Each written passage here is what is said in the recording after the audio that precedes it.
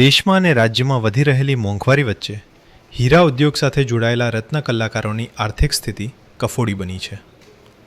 Gas, તેલ, petrol diesel, કઠોળ, બસ ભાડા અને શિક્ષણ જેવા ક્ષેત્રમાં મોટો વધારો થયો છે. પરંતુ તેની સામે રત્ન કલાકારોને મળતી હીરા ઘસવાની મજૂરીમાં આજ દિન સુધી કોઈ જ વધારો કરવામાં આવ્યો નથી. જૂના ભાવ પ્રમાણે મળતા વેતનમાં પરિવારનું ભરણપોષણ કરવું અશક્ય બન્યું છે. આ ગંભીર સમસ્યાને લઈને diamond worker unit Gujarat Mahuva દ્વારા રત્ન કલાકારોની દયનીય પરિસ્થિતિને ધ્યાને રાખીને પ્રાંત અધિકારીશ્રીને આવેદનપત્ર સુપરત કરવામાં આવ્યું છે, જેમાં મજૂરીના દરોમાં યોગ્ય વધારો કરી કારીગરોને રાહત આપવા અપીલ કરાઈ છે.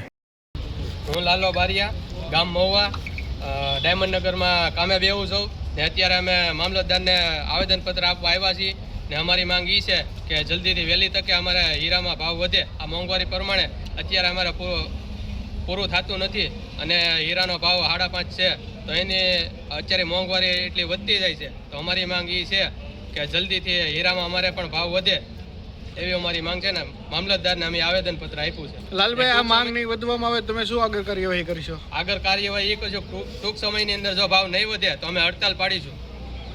અમે તૈયાર છીએ. કેટલા ભાવ વધારવા માંગો છો અને કેટલો ભાવ છે અત્યારે લાલભાઈ? ભાવ અમે અત્યારે 5.5 છે તો 8 રૂપિયા ભાવ થાય અને પેલ મથારામાં 4.5 રૂપિયા થાય એવી અમારી માંગ છે.